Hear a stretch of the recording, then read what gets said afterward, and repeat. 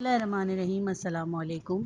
یہ کاشانہ بصیرت کا چینل ہے اور آپ جو کتاب سماعت فرما رہے ہیں اس کا نام ہے اسرار نماز کی تجلی۔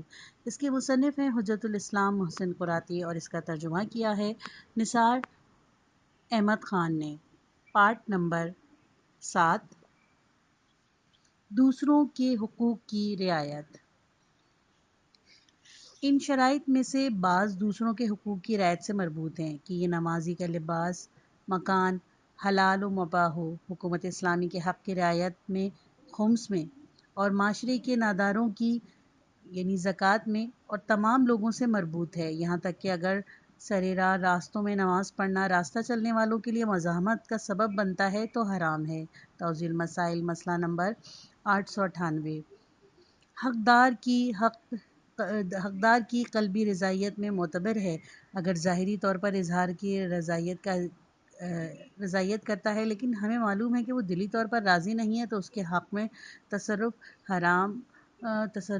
حرام اور نماز باطل ہے۔ اس کے برعکس اگر ظاہر میں انکار کرے اور ہمیں معلوم ہے کہ وہ قلباً راضی ہے تو نماز صحیح ہے۔ الویت کی رعایت۔ اصلی شرائط کے ساتھ مستحبات کا بھی ایک سلسلہ ہے کہ جن سے یہ معلوم ہوتا ہے کہ اسلام میں الویت کے مد نظر رکھا ہے۔ مثلاً عام شرائط اور غیر اضطراری حالت میں نماز گزار کا مکان کو مباح ہونا چاہیے اور ٹھہرا ہوا قائم پاک اور چکور ہونا چاہیے۔ اس کے علاوہ بعض جگہوں پر نماز پڑھنے کی تاکید کی گئی ہے، مثلاً مسجد، اور ہم مسجد کے بارے میں آئندہ بحث کریں گے۔ قبلہ رو پڑھی جاتی ہے، جس سمت رخ کر کے ہم خدا کی عبادت میں مشغول ہوتے ہیں اس سمت میں کو قبلہ کہتے ہیں، اور یہ بات ہے کہ ہم جس سمت بھی رخ کر کے کھڑے ہوں گے خدا کے سامنے ہوں گے، لیکن ایک مقدس مرکز کی طرف توجہ مثل کعبہ مقدس سے سنت ابراہیمی علیہ السلام کی یادآوری کا باعث ہے۔ اس کے علاوہ حکم یہ ہے کہ ایک کعبے کی سمت نماز پڑھی جائے، ورنہ ہماری عبادت سراپا تسلیم اور تعبد سے خالی ہوگی۔ صدر اسلام میں مسلمان چند سال تک بیت المقدس کی طرف منہ کر کے نماز پڑھتے تھے۔ اس وقت خانہ کعبہ بت خانہ بنا ہوا تھا، اسی لیے رسول اللہ صلی اللہ علیہ وآلہ وسلم اپنی عبادت کے لیے کعبے کو اپنا قبلہ نہیں بنانا چاہتے تھے، لیکن ہجرت کے بعد کچھ ایسے حالات پیدا ہوئے کہ مسلمانوں کا قبلہ بجائے بیت المقدس کے مسجد الحرام قرار پایا۔ اس کی ایک وجہ یہ تھی کہ یہودی مسلمانوں کو طعنہ دیتے تھے کہ تمہارا کوئی قبلہ تو ہے ہی نہیں، ہمارے قبلے کی سمت نماز پڑھتے ہو۔ رسول خدا صلی اللہ علیہ وآلہ وسلم ان طعنوں سے پریشان تھے اور حکم خدا کے منتظر ہی تھے کہ آیت نازل ہوئی اور حکم آیا کہ آپ صلی اللہ علیہ وآلہ وسلم جہاں کہیں بھی ہوں مسجد الحرام کی طرف رخ کر کے نماز پڑھیے۔ سورہ بقرہ آیت نمبر 142 تا 139۔ تحویل کعبہ والی آیت طول تاریخ میں مسلمانوں کو یہ درس دیتی رہی ہیں کہ مستقل و آزاد رہو اور کسی کی دست نگر نہ بنو، یہاں تک کہ عبادی مسائل میں بھی کسی کے احسان نہ لو اور شرافت مندانہ زندگی بسر کرو۔ تحویل قبلہ کا حکم مسلمانوں کے لیے ایک امتحان تھا تاکہ یہ معلوم ہو جائے کہ کون خدا و پیغمبر صلی اللہ علیہ وآلہ وسلم کا سچا مطیع اور پیروکار ہے اور کون بہانہ ڈھونڈ کے اعتراض کرتا ہے۔ اور اس طرح کی دوسری دلیل یہ ہے تاکہ یہودی مسلمانوں کو یہ طعنہ نہ دیں کہ تمہیں قبلہ تک نصیب نہیں ہوا، ہمارے قبلے کی طرف نماز پڑھتے ہو۔ یہ نکتہ مسلمانوں کو اپنی مستقل حیثیت و شخصیت بنانے کی دعوت دے رہا ہے۔ مسلمانوں کو کعبے کی طرف منہ کر کے عبادت کرنا چاہیے، بلکہ کھانا سونا وغیرہ بھی کعبے کی سمت ہونا چاہیے۔ حیوانات کو قبلہ رخ ذبح کرنا چاہیے ورنہ ان کا گوشت حرام ہو جائے گا۔ ان تمام امور میں سمت قبلے کی شرط میں بھی مسلمانوں کو ایمان اور یاد خدا کا درس دیتی ہے تاکہ وہ اپنے محبوب و معبود کے گھر کی طرف رخ کر کے عبادت کریں، غفلت نہ کریں۔ کعبے کی طرف منہ کرنے کے علاوہ اس میں ایک نظم و اتحاد کا بھی پہلو مضمر ہے، اور وہ یہ ہے کہ سارے مسلمان خواہ دنیا کے کسی بھی خطے میں ہوں، نماز کے وقت وہ اس خدائی مرکز کی طرف رخ کرتے ہیں۔ اگر کوئی آسمان کی بلندیوں سے کرۂ ارض پر نماز گزاروں کی صفوں کو دیکھے گا تو اسے متعدد دائرے نظر آئیں گے جن کی جان و دل اور صفوں کا مرکز کعبہ ہے۔ عبادت میں قبلے کی طرف توجہ ہی کی راہ سے علم و حیانت و جغرافیہ اور جہت شناسی نے بھی مسلمانوں کے درمیان ترقی پائی۔ ہاں، کعبہ ابراہیم علیہ السلام اور اسماعیل علیہ السلام اور حضرت محمد مصطفیٰ صلی اللہ علیہ وآلہ وسلم کی توحیدی مبارزات کی یادگار ہے۔ حضرت مہدی عجل اللہ تعالی فرجہ بھی اپنے عالمی انقلاب کا آغاز اسی کعبے سے کریں گے اور دنیا کی اصلاح فرمائیں گے۔ یہ کعبہ ہے کہ جو مسلمان کی عبادت و پرستش کا قبلہ قرار پاتا ہے۔ اذان و اقامت کہنا بھی انہی امور میں سے ہے جو کہ نماز سے قبل نماز میں خشوع اور خضوع اور خدا پر زیادہ توجہ کے لیے زمین ہموار کرتے ہیں۔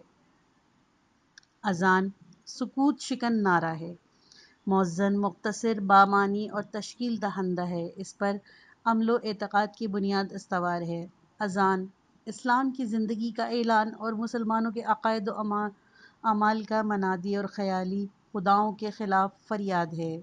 اذان تبلیغات کے لیے فضا سازگار بنانے کا ذریعہ ہے اور مسلمانوں کے فکری موقف کا کھلا ہوا اعلان ہے۔ سب سے پہلے اسی نعرہ توحید کے جملے کسی نوزائیدہ کے کان میں پڑھے جاتے ہیں اور اولین خدائی درس سے آشنا کیا جاتا ہے، اور یہی اذان بزرگوں کے لیے خواب غفلت سے بیداری کا پیغام ہے۔ تنہا اذان وہ آواز ہے جو آسمان والوں تک پہنچتی ہے۔ کنز الاعمال 689/7۔ اذان وہ آواز ہے جس سے شیطان خوف کھاتا ہے اور فرار کرتا ہے۔ کنز المال 692/7۔ گھروں میں اذان دینے خصوصاً بیماری کے وقت تاکید کی گئی ہے۔ رسول اللہ صلی اللہ علیہ وآلہ وسلم نے ارشاد فرمایا، ترجمہ: لوگوں پر ایک ایسا زمانہ آئے گا کہ جس میں وہ اذان کو حقیر سمجھے ہوئے ناتواں لوگوں کے سپرد کر دیں گے۔ کنز الاعمال 290/7۔ حدیث میں ہے کہ روز قیامت جب شرم و حیا سے لوگوں کی گردن جھکی ہوگی، اسی وقت اذان دینے والے سربلندی اور وقار کے ساتھ محشور ہوں گے۔ وسائل 615/4۔ یہ حالت ان کی بلندی، اقامت اور ان کی عظمت و منزلت کی دلیل ہے۔ مؤذن اس شخص کے ثواب و جزا میں شریک ہے جو اس کی اذان سے نماز پڑھتا ہے۔ حضرت بلال رضی اللہ عنہ۔ بلال حبشی وہ سیاہ فام مسلمان تھے کہ جنہیں رسول خدا صلی اللہ علیہ وآلہ وسلم نے اذان دینے کے لیے منتخب کیا۔ جب اذان وحی کے ذریعے نازل ہوئی تو پیغمبر صلی اللہ علیہ وآلہ وسلم نے بلال کو تعلیم دی کیونکہ ان کی آواز بلند تھی۔ ریفرنس نمبر 1 وسائل 612/4۔ اسی لیے حضرت صلی اللہ علیہ وآلہ وسلم نے انہیں اذان کے لیے منتخب فرمایا تھا۔ اس انتخاب سے ہمیں بہت سے سبق ملتے ہیں، من جملہ ان کے یہ ہیں۔ نمبر 1، غلاموں کو عظمت و عزت دینا، کیونکہ بلال بھی ایک غلام تھے جو کہ اسلام کے اسپیکر اور امت کے منادی یعنی منتخب ہوئے تھے۔ نمبر 2، سیاہ فاموں کی شخصیت بنانا، کیونکہ چہرے کا رنگ بلندی و عزت کا معیار نہیں ہوتا۔ نمبر 3، جبکہ تکبر پسند بلال کے آقا و مالک ان کی تحقیر کرتے تھے اور بیجا فخر کرتے تھے، ان کا مذاق اڑاتے تھے۔ ملاحظہ فرمائیے بحار الانوار جلد نمبر 21 صفحہ نمبر 133۔ نمبر 4، ایمان و تقوی اور ذاتی لیاقت ظاہری کمی کا جبران کرتی ہے۔ اگرچہ بلال رضی اللہ تعالی عنہ شین کے بجائے سین کہتے تھے اور ان میں زبان کا ایک نصف تھا، لیکن اسلام نے ان کے روحانی کمال اور باطنی زیبائی کو زیادہ اہمیت دی۔ بلال رضی اللہ عنہ وہ پہلا شخص ہے جس نے اسلام میں اذان دی۔ سفینۃ البحار جلد کلمہ بلال۔ وہ ابتدائے بعثت سے ہی آپ صلی اللہ علیہ وآلہ وسلم پر ایمان لائے تھے اور آپ صلی اللہ علیہ وآلہ وسلم پر ایمان لانے کے نتیجے میں بہت تکلیفیں برداشت کیں۔ جلتی ہوئی ریت پر لٹا دیے جاتے تھے، لیکن زبان پر احد جاری رہتا۔ فتح مکہ کے دن بھی ظہر کے وقت حکم میں پیغمبر صلی اللہ علیہ وآلہ وسلم سے کعبے کے اوپر جا کر اذان دی اور بتوں کو گرایا۔ وسائل: 614/4 بلال جنگ بدر، جنگ احد، جنگ خندق میں شریک تھے۔ رسول خدا صلی اللہ علیہ وآلہ وسلم کے بعد کسی دوسرے کے لیے اذان نہ کہی۔ ہاں، ایک مرتبہ حضرت زہرا سلام اللہ علیہ کو اپنے بابا کا زمانہ یاد آیا تو بلال نے اذان دی، اور اذان سن کر بی بی زہرا سلام اللہ علیہ اور دوسرے لوگ رو دیے۔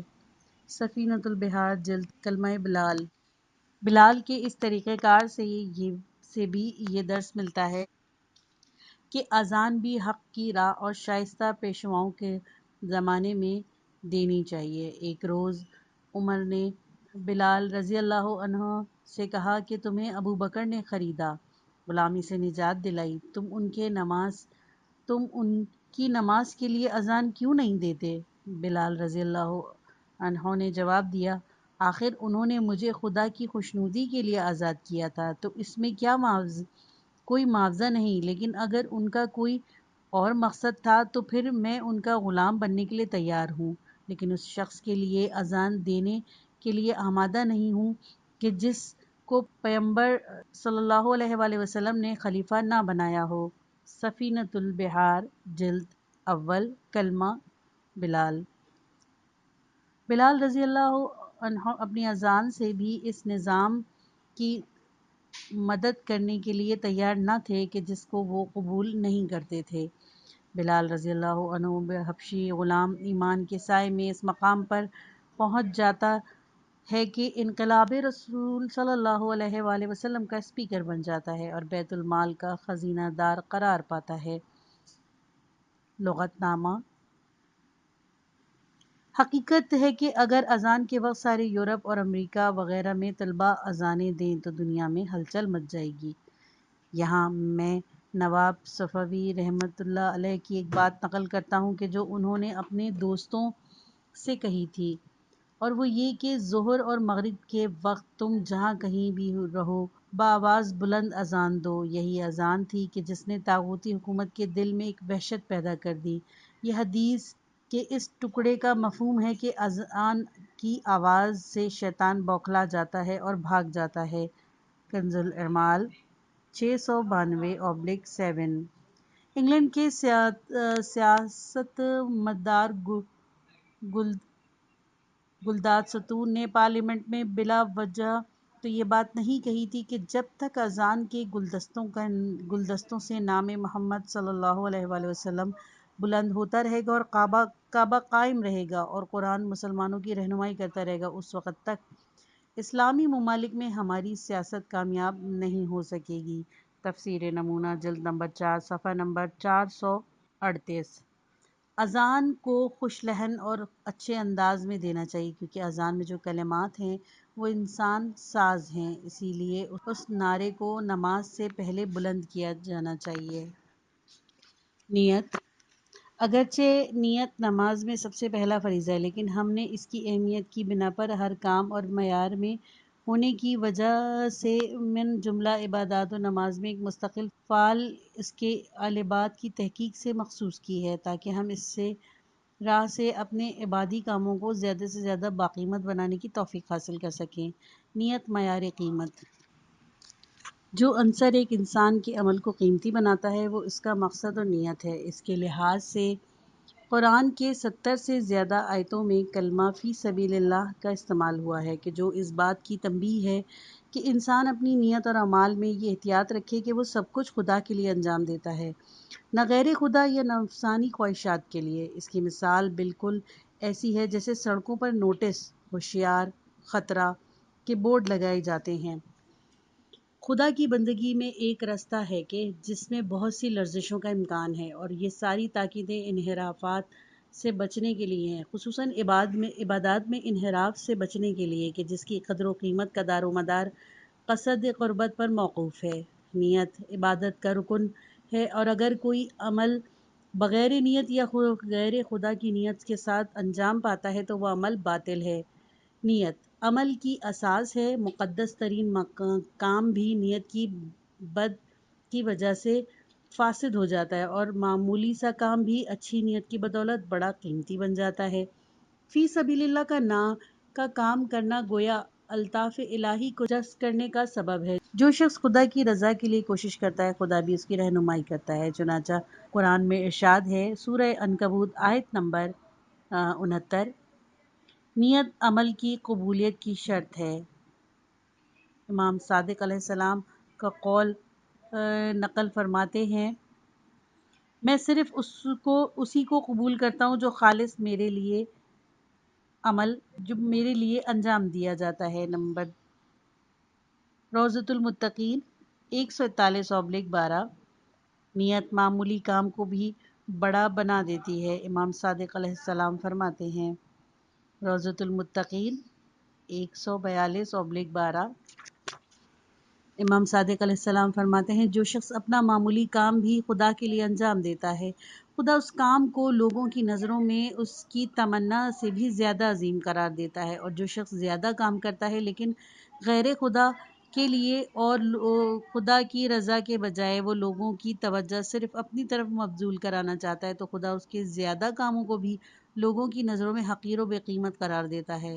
ہاں، عزت و ذلت خدا کے ہاتھ میں ہے، اور وہ جس طرف چاہتا ہے لوگوں کے دل موڑ دیتا ہے، پس اس کے لیے کام کرنا چاہیے تاکہ وہ خود ان کو درست کر لے۔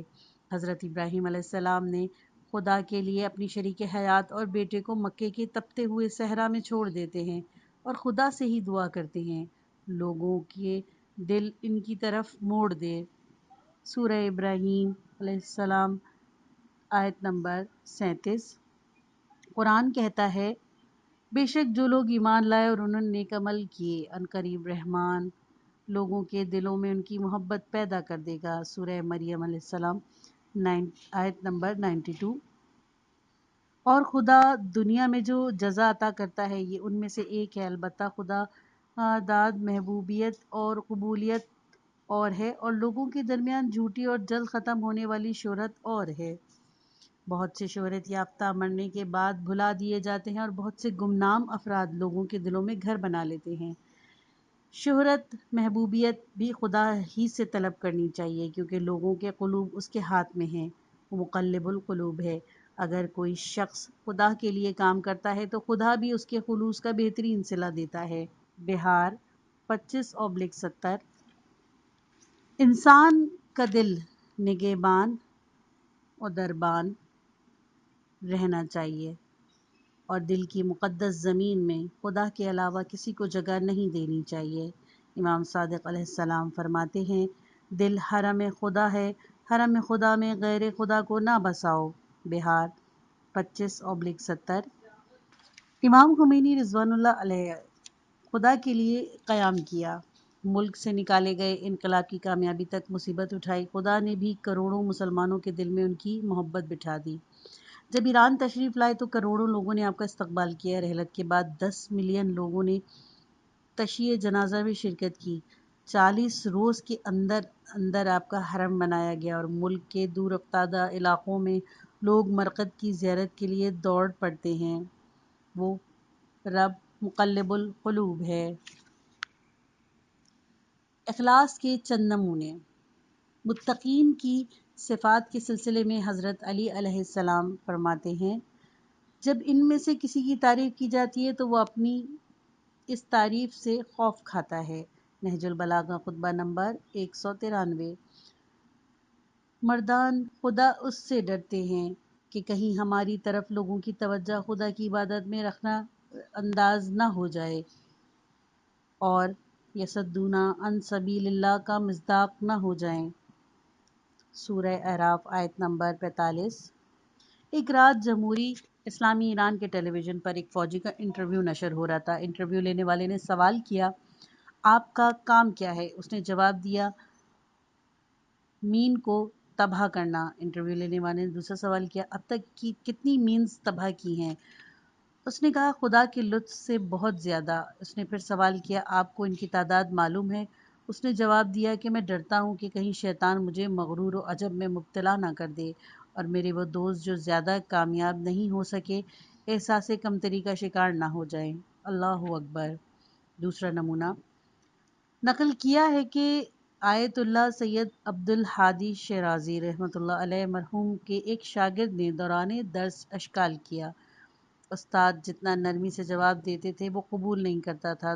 درس تمام ہونے کے بعد شاگرد استاد کے پاس آیا اور پھر اشکال کرنے لگا تو مرحوم شیرازی نے 14 علمی جواب دیے تو دوسرے شاگردوں نے استاد کی تجر علمی کو دیکھ کر عرض کی کہ دوران درس آپ نے یہ جوابات کیوں نہیں دیے تھے؟ مرحوم فرماتے ہیں جی یہ جوابات میرے ذہن میں تھے لیکن بیان کرنے میں اس لیے ڈر رہا تھا کہ طلبہ حیرت زدہ رہ جائیں گے اور میں غرور و عجب میں مبتلا نہ ہو جاؤں، اس لیے میں نے یہی مناسب سمجھا کہ وہ آزاد سوالات کرتا رہے تاکہ اس میں اپنی بات کہنے کی صلاحیت بھی زندہ رہے۔ روح کی اس بلندی پر پرخلوص نیت کو پہنچتا ہے۔ بعض افراد سب کچھ ہونے کے باوجود اپنے جذبات کو ظاہر نہیں کرتے اور بعض ایسے بھی ہیں اگر وہ ایک کوڑا دان راستے کی درستگی میں دیتے ہیں تو اپنا نام لکھ دیتے ہیں تاکہ لوگوں کو علم ہو جائے کہ یہ فلاں شخص نے دیا ہے۔ اولیاء خدا صرف خدا کے لیے عمل و عبادت کرتے ہیں اور اس کی طرف لو لگاتے ہیں۔ ان کی ہر عمل میں خدائی رنگ جھلکتا ہے کہ جو زوال پذیر نہیں ہے۔ سورہ بقرہ آیت نمبر 138۔ خدائی رنگ سے بہتر اور کون رنگ ہو سکتا ہے کہ جو مٹ نہیں سکتا، جس کی گرمی اور سردی اور فقر و ثروت اور شہرت و گمنامی اس پہ اثر نہیں کرتی۔ حضرت علی علیہ السلام فرماتے ہیں اپنے علم و عمل اور بغض کو اور لین دین اور گویائی اور خاموشی کو صرف خدا کے لیے انجام دو۔ فہرست غر کلمہ اخلاص۔ اس صورت میں تمہارے آثار و اعمال باقی رہ سکتے ہیں اور جس چیز میں خدا کا رنگ ہے وہ باقی رہ جانے والی ہے۔ سورہ قصص آیت نمبر 88۔ اور جس چیز میں خود نمائی، شہرت طلبی، ریاکاری ہوگی اس کا کوئی عوض انسان کو نہیں ملے گا۔ عبادت میں خلوص۔ تمام عبادتوں کو بمقصد قربت انجام دینا چاہیے۔ اگر عبادت کا کوئی حصہ بھی غیر خدا کے لیے انجام پائے تو عبادت باطل ہو جائے گا۔ مثلا نماز میں ایک واجب بھی غیر خدا کے لیے انجام پائے گا تو نماز باطل ہے۔ اگر کوئی مستحب کام بھی ریاکاری کی بنا پر انجام پذیر ہوتا ہے یا عبادت کا اول وقت نماز پڑھنا اور جگہ مسجد میں پہلی صف میں نماز پڑھنا غیر خدا کے لیے ہو تو باطل ہے۔ یہاں تک کہ سردیوں میں بخاری کے پاس کھڑے ہونا تاکہ گرمی ملتی رہے اور نماز بھی ادا ہوتی رہے، اس سے بھی نماز باطل ہے۔ خداوند عالم اس عمل کو قبول فرماتا ہے کہ جو کہ زمان و مکان اور کیفیت کے لحاظ سے خالص ہو اور اس میں کسی کو خدا کا شریک قرار نہ دیا جائے۔ اپنے رب کی عبادت میں کسی کو شریک قرار نہ دو۔ سورہ کہف آیت نمبر 110۔ حدیث میں ہے کہ اگر کوئی سپاہی فوجی تعصب یا مال غنیمت یا قدرت و شجاعت کے اظہار کے لیے جنگ کرتا ہے تو اس کا یہ عمل باطل و بے قیمت ہے۔ مجمع البیضاء 117/2۔ ایران میں سردیوں کے زمانے میں ہیٹر نما تیل اور بجلی سے جلنے والا آلہ الف کہلاتا تھا۔ خلوص اختیار کرنا اور ریا سے دور رہنا اس قدر مشکل کام ہے کہ امام حسن عسکری علیہ السلام فرماتے ہیں انسان کے کاموں میں شرک اس چونٹی کی چال سے زیادہ باریک طور پر داخل ہوتا ہے کہ جو تاریک رات میں کالے پتھر پر چلتی ہے۔ تحف العقول صفحہ نمبر 487۔ اخلاص کے سلسلے میں حضرت علی علیہ السلام کے بہت سے اقوال ہیں لیکن یہاں چند نقل کرنے پر اکتفا ہے۔ مولا علی علیہ السلام ارشاد فرماتے ہیں نیت خالص مطلوب و مقصد کی انتہا ہے۔ ایک اور جگہ فرماتے ہیں اخلاص راستگاری ہے۔ ایمان کاموں میں خلوص کا نام ہے۔ اخلاص ایمان کا بلند ترین مرتبہ ہے۔ تمام کوششیں بیکار ہیں سوائے ان کے جن میں خلوص کار فرما ہو۔ یہ حدیثیں غر الحکم کے حصہ اخلاص میں سے نقل کی گئی ہیں۔ عظمت خدا کا علم کا نتیجہ یہ ہے کہ انسان اس کے غیر کے لیے کوئی کام انجام نہ دے۔ اعمال کی رفعت اخلاص سے وابستہ ہے۔ اگر نیتوں میں خلوص آ جائے تو اعمال رشد و کمال تک پہنچ جائیں۔ جو صرف فی سبیل اللہ کام کرتا ہے وہ اپنی امیدوں کو پا لیتا ہے۔ اور دوسری بہت سی حدیثیں ہیں کہ جن سے اخلاص کے بلند مرتبے اور اعمال خلوص کی قدر و قیمت کا پتہ چلتا ہے۔ نیت کی دینوی آثار، اخروی پاداش اور معنوی فوائد کے علاوہ جو اخلاص کا نتیجہ ہیں، بہت سے دینوی فوائد اور آثار بھی ہیں۔ بعض کی طرف اشارہ یہاں کیا جاتا ہے۔ نمبر 1، معاشرے کا انتظام۔ اگر معاشرے کی ذمہ داریوں میں حسن نیت اور خلوص ہو تو عدالت کا بخوبی نفاذ ہو جائے گا اور تمام کام بآسانی انجام پائیں گے۔ حضرت علی علیہ السلام مالک اشتر رضی اللہ عنہ سے فرماتے ہیں، حسن نیت کے ذریعے اجتماعی عدالت قائم کرنے میں لوگوں سے مدد حاصل کرو۔ نہج البلاغہ نامہ 53۔ جذبہ خلوص عدالت ایجاد کرنے کے لیے بہترین ہتھیار ہے۔ نمبر 2، اقتصادی حالت کی بہتری۔ خیر خواہ اور زندہ دل و مخلص افراد امور اقتصادی اور کسب و کار میں بھی کامیاب ہیں۔ وہ اپنے خلوص کی بنا پر اجتماعی حیثیت سے معتبر اور خریداروں کو کھینچنے اور لین دین میں اعتماد حاصل کرنے میں ماہر ہیں۔ شاید حضرت علی علیہ السلام کا یہ کلام اسی مسئلے سے مربوط ہو، جیسا کہ فرماتے ہیں، نیت کے مطابق ہر ایک کا رزق ہے۔ فہرست غر، صفحہ نمبر 398۔ نمبر 3، اجتماعی روابط کی بہتری۔ نیک نیت اور خوش باطن افراد کے دلوں میں گنجائش ہوتی ہے، یہاں تک کہ اگر وہ کسی کو کوئی اختلاف رکھتے ہیں تو وہ بھی حسن نیت کی بنا پر، اس لیے کہ ان کی زندگی تلخ نہیں ہوتی، لوگ انہیں دوست رکھتے ہیں۔ حضرت علی علیہ السلام ارشاد فرماتے ہیں، فہرست غر، صفحہ نمبر 299۔ نیت۔ ترجمہ: جس کی نیت اچھی ہوگی اس کی وقت زیادہ اور پاکیزہ ترین زندگی ہوگی اور اس سے دوستی کرنا لازم ہے۔